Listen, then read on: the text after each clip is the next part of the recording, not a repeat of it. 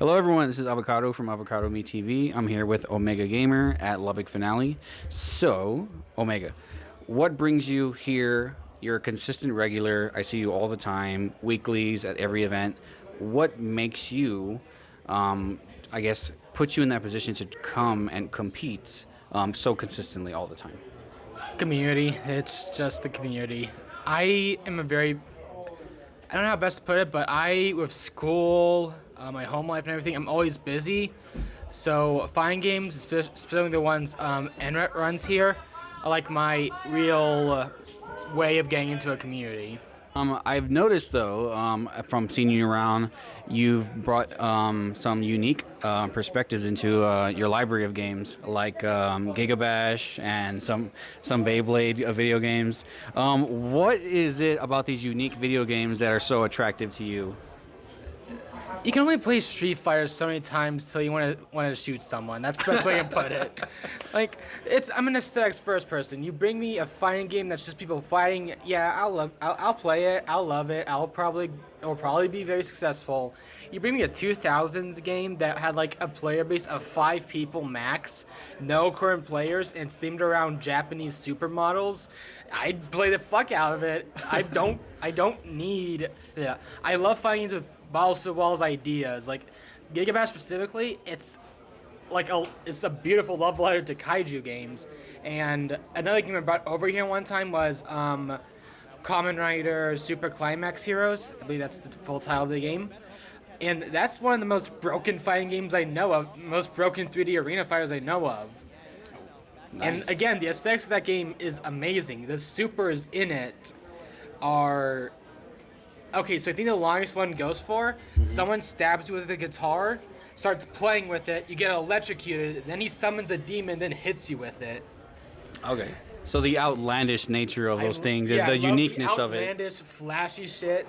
And I'll be honest, I am not a good fighting game player. I'm not a shit fighting game player, but I'm not a good one either, if you know what I'm saying. You're better than me. I've seen you play. I'm in that horrible state of a fighting game player where I'm too good for parties, but I'm not good enough to really contend in top 5 locals. I know what you mean. Well, you mentioned just now arena fighters. Recently, Dragon Ball Sparking Zero just released.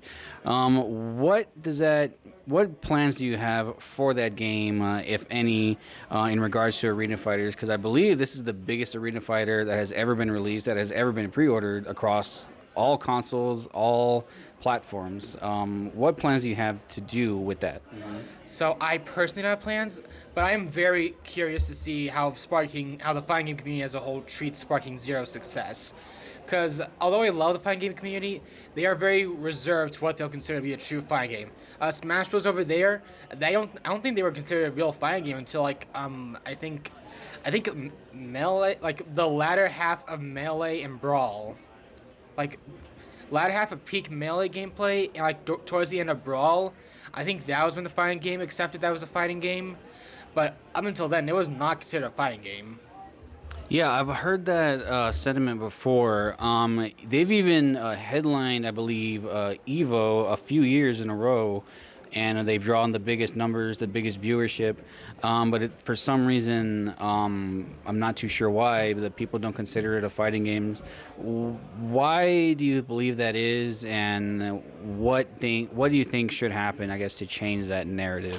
It's because fighting games are both a broad and specific subject. I think the best example was Game Awards 2023, I believe. They had Multiverses, Street Fighter 6, Okay. I think Tekken. No, it wasn't Tekken. They had another game there. I forgot. Oh, MK1. Okay. And the weird one, Sifu, which was a single-player beat 'em up game. Yeah. Same vein of like Double Dragon, but with a more restrictive counter system. And the whole issue people had with that was that, well, that wasn't a fighting game. But then again, what is a fighting game? It had fighting. It was about fighting. It was about the rendition of fighting. But there was no PvP. And actually, no, that's the main issue. There was no PvP. I guess you could apply that same perspective to, I guess, video games. Like you said, Smash Brothers, and Smash Brothers side by side with Street Fighter are two completely different things, even though they do fall technically under the same umbrella of fighting games. I'm gonna show you what it Yeah, go is ahead. for Smash Bros. It's the only platform fighter. Correct. There's so many competitors, but they all die. That's what I think a huge issue is when it comes to. I think that's the main reason why the fighting game community was willing to accept Smash Bros. It was the only one they'd have to worry about. Yeah. Rivals of Ether, Multiverses, Nickelodeon. That was a weird time. They all tried, but they're all kind of flop because they're Yeah. just not Smash Bros. Yeah, and I played all of those. I played more Nickelodeon because I was ready to accept a platform fighter that was on other consoles besides Nintendo. Do you think, considering, because I played you in Smash a couple times, and I think you're pretty good, or I'm just extreme ass, but do you think, like with your level of experience across multiple fighting games, that you think you'd be able to just focus on one and just take it like super serious so you can get to that next level, or are you happy with being like the good casual enjoyer of fighting games? I always want to get good at a game, and I think Fighters is probably my best example. Mm-hmm. There was a point in time that was the only fighting game I played, but then I just hated playing the game after that. I didn't play competitively, didn't play casually. I just dropped the game immediately after a bit because I was just tired of everything. And ever since then, I just kind of went with the hopping around from different fighting games, either casually or competitively. I am not someone who likes to sit down and dedicate themselves to one game. It just annoys me to do that. So variety is the best thing for you. Yeah, it's why I love flashy, stupid fighting games like Giga Bash and Fist of the North Star, that arcade game. Oh, yeah. That's also a broken-ass fighting game that makes no sense, but I love playing that. Now that you mentioned that, it reminds me, the Marvel collection just came out, and Punisher is in that. Have you tried that? So I think the Punisher is very weird inclusion, but I love the Punisher. Yes. That's a good beat 'em up, good arcade style beat 'em up from that era. I get why it's there. They wanted to get all of the Marvel Capcom collaboration games in there. So even though it didn't fit the MVC, it wasn't part of the MVC collection. Part of the MVC legacy. It kind of was, it was their first collaboration. With that, they wouldn't have made Shaun of the Atom. They wouldn't have made everything else. Yeah, my personal favorite of that collection is X-Men vs. Street Fighter. I think that game is smooth as hell. It's so fun to play.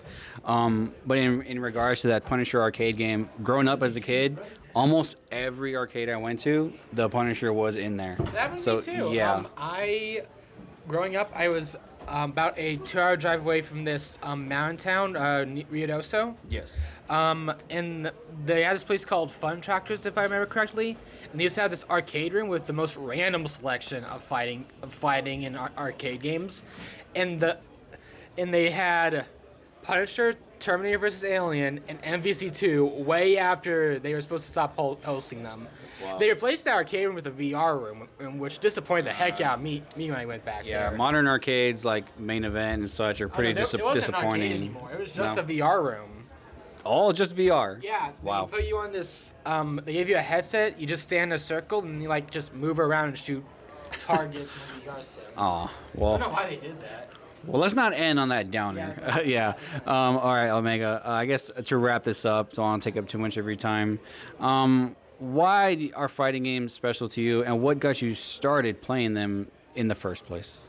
Fighting games are special because, although I'm only a recent person to it, the community is amazing. And I've never been a huge competitive person when it comes to fighting games. I'm good at them, but I've never been like a grind for hours in practice mode and then take up locals. What made me love fighting games was the aesthetics. I think the best way to explain that, I have a love-hate relationship with Mortal Kombat right now, because there's no aesthetics in the game. It's all just realism, blood and guts. Which it was cool in 9, but honestly after 9 just was bad, and then X just did too much. But when 6 came out, Street Fighter 6, Yes. that graffiti, real street aesthetic, I don't know how to best put it, but Yeah.